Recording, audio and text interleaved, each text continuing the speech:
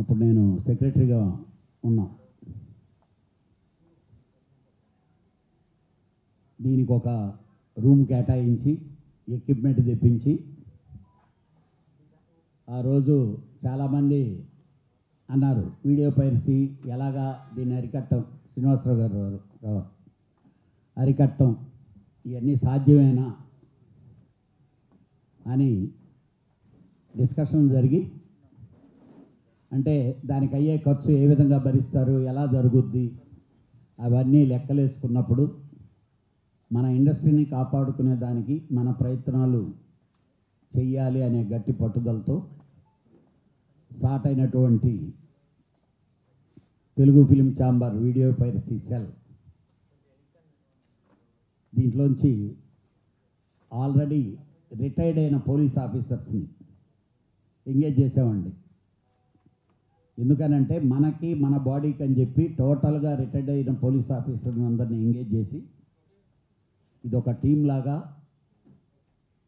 చాలా స్ట్రాంగ్గా చేసాం. దీనికి సపరేట్ వెహికల్స్, సపరేట్ ఫోరం, దాని మీద ఎవరు కూడా ఏంటంటే దాన్ని సీక్రెసీగా మెయింటైన్ చేస్తే చాలామందికి తెలియంది ఏంటంటే యూకేలో స్కాట్లాండ్ పోలీస్ అంటే చాలా స్ట్రాంగు, చాలా సిన్సియర్గా చేస్తారంటారు. ఆ స్కాట్లాండ్ పోలీసులే మన తెలుగు ఛాంబర్ వారిని పిలిచి మన ఎఫర్ట్కి హాలీవుడ్ ఫిల్మ్స్ని కూడా మనం చాలా వరకు చేసి వాళ్ళకన్నీ లింకులు ఇచ్చాం. చేస్తే కొన్ని సంవత్సరాలు మనకి డబ్బు కూడా పంపారండి. వాళ్ళు ఫండ్ కింద డబ్బు పంపడం జరిగింది స్కాట్లాండ్ పోలీస్ డిపార్ట్మెంట్.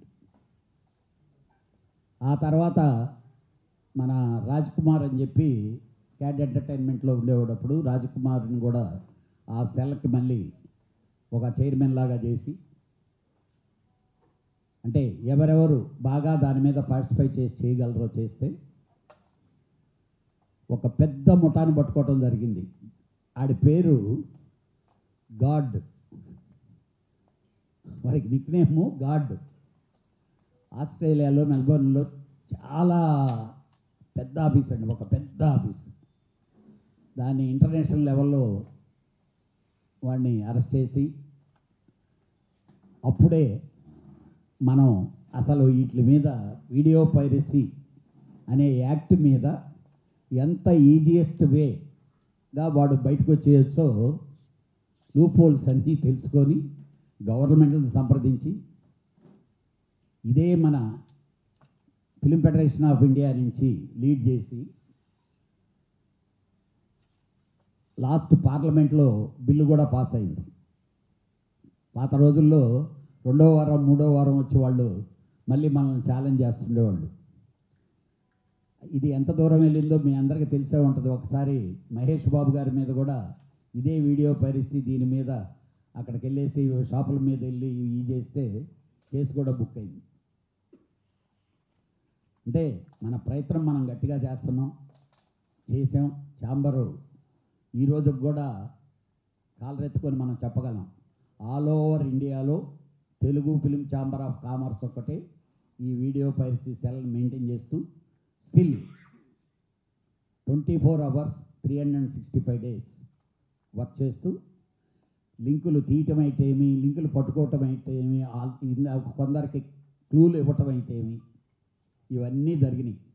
మధ్యలో ఒక పేజ్లో ఇక్కడ కూడా చిన్న చిన్న తప్పులు జరిగితే అసలు క్లోజ్ చేసేద్దామనే ఒక దీనికి వచ్చినప్పుడు లేదు, మనం చేసిన ఎఫర్ట్లు చాలా గొప్పవి, మనం సాగిద్దామని ఇక్కడ ఇంకా ఇంకోటి చేయటం జరిగింది. ఒకప్పుడు ఎక్కడికక్కడ కొత్త వరవడి స్క్రీన్ మీద నుంచి కెమెరాలు థియేటర్లో తీసేస్తున్నారని స్క్రీన్స్ కొన్ని అరేంజ్ చేస్తే దాన్ని క్యాప్చర్ చేయలేనటువంటి టెక్నికల్ని కూడా టెస్టులు చేయటం జరిగింది.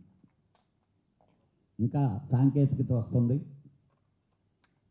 డెఫినెట్గా దీని మీద మనం ఇంకా పరిశోధించాలి. ఏది ఏమైనప్పటికీ నిన్న ఐ బొమ్మ రవి నా భాషలో నిజంగా చెప్పాలంటే అండి, మన తెలంగాణ గవర్నమెంట్ అలానే సివి ఆనంద్ గారు ఇంతకుముందే దీని మించి ఆయన ఇంతకుముందు పోస్టులో ఉండేటప్పుడే ఈ కేసుని లీడ్ చేయటం స్టార్ట్ చేశారు. తర్వాత సజ్జనార్ గారు వారి బృందం డెఫినెట్గా చాలా మంచి ఎఫర్ట్ చేశారు. దానికి రేవంత్ రెడ్డి గారు